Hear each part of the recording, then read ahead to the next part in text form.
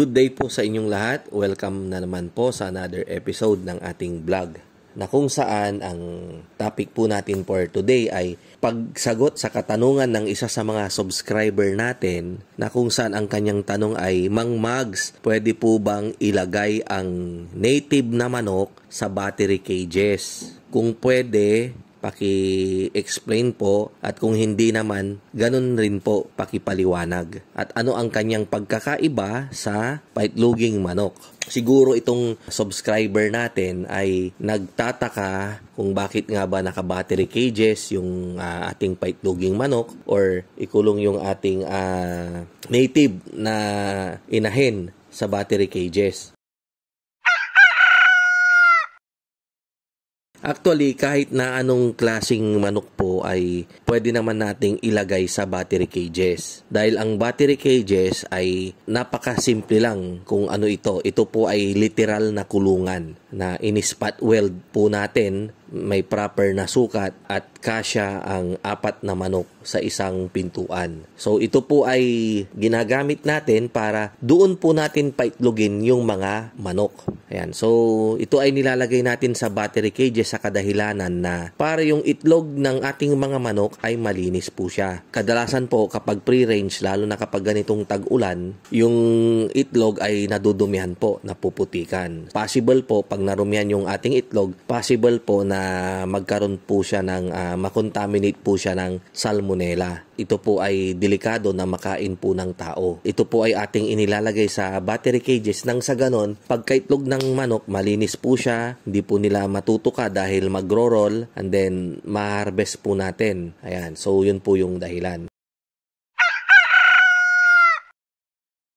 Doon naman sa tanong kung yun bang native na manok ay pwedeng paitlogin din at ilagay sa battery cages, pwede rin namang ilagay sa battery cages yan. Kaya lang, yung native na manok natin ay hindi siya kasing lakas mangitlog kumpara sa itong RTL natin or itong paitloging manok natin, itong white leghorn. Depende kahit na anong klase yan, pare-pareho lang naman yan. Lowman, decalb, high sex, pare-pareho lang naman yung mga yan. Ano po, yung native na manok natin ay hindi siya kasing husay, kasing dami kapag siya ay nangitlog kumpara dun sa nabanggit kong mga breed ng paitloging manok natin. Ang tanong naman, bakit kaya? Pareho lang namang manok.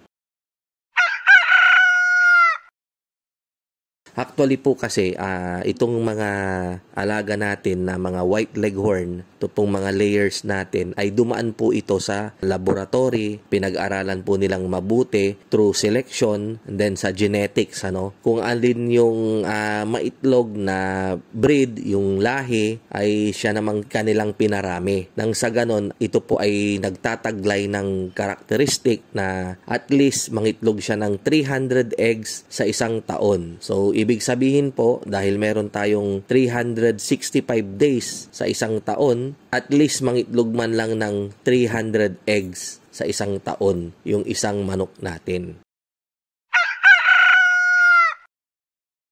Itong native na manok natin ay hindi po siya ganon kasing sigla or kasing lakas mangitlog. Siguro po baka itong native natin ay baka wala pa sa 200. Baka kalahati lang po yung kanyang kayang iitlog pagdating sa isang taon. Mga 150 po siguro Kasi nga po yung native na manok natin, kapag nakapangitlog na siya ng 12 na itlog or isang dosena, ang napapansin po natin dyan, di po ba maglilimlim siya? Kapag naglimlim po siya, kahit na hinaharvest natin yung itlog, kapag nakapangitlog na siya ng mga 12, 15, ganyan. Ang nangyayari po, yung umiinit po yung kanyang katawan, tumataas yung kanyang body temperature. Kaya ang gusto nung manok ay maglimlim. Kaya nagpo-produce siya nung sound. Anong tawag dito, yung kanyang balahibo ay tumatayo, ganyan, nag-i-spread. Sign po yun na yung manok ay gusto niya ng maglimlim. Kahit na sabihin na natin yung kanyang itlog ay hinaharvest na natin. So, ibig sabihin, kapag ganun na yung native na manok natin, hindi na po yan mangingitlog.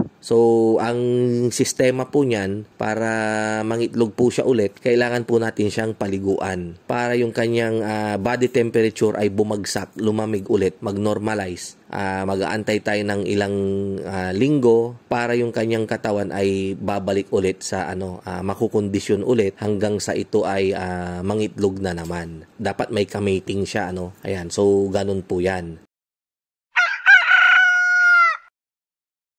Pangalawa, ang difference na naman, pagdating sa sizes, malilit po yung itlog ng native chicken natin. Compared po dito sa itlog ng layers natin na as big as jumbo, meron po tayong na-produce. Pero itong si chicken natin ay hanggang extra small or small lang yung kanyang egg sizes. So, dun po yung, dun nagkakatalo na naman kapag i-compare natin, Kaya lang, itong sa native chicken, kinukonsider po natin ito na organic, organic eggs. Kasi nga po, lalo na kapag naka-free-range, napakasustansya ng isang itlog ng native chicken natin. Ayan. So, doon po siya nakakalamang. Kaya lang, dahil nga sa negosyo po, yung hanap natin, hindi po natin siya pwedeng i-battery cages at pakainin ng laying mash na feeds or layer crumble or layer pellets kasi po malulugi rin tayo. Kain siya ng kain, hindi naman po siya nangingitlog. Humihinto po yan. Mangingitlog and then hihinto. So, hindi po kagaya nitong layers natin na kumbaga genetically na siya,